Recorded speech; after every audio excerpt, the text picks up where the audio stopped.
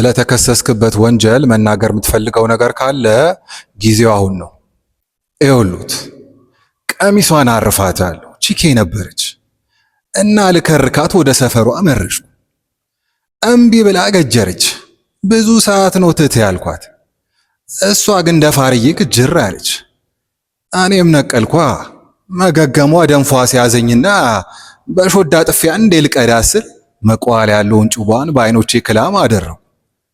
በቃ ከምከንታት ጩቧን መንጫ አርጌ ብመርሽ ይሻላል አልኩና ጩቧን ተረክቤ ልሸበልል ስለ ያው ዛፓ ጋር ማረገኝ ሸቢ ወረድኩ። እንግዲህ ፍርድ ቤቱ መቼም የፎንቃ ሙድ ያውቀዋል።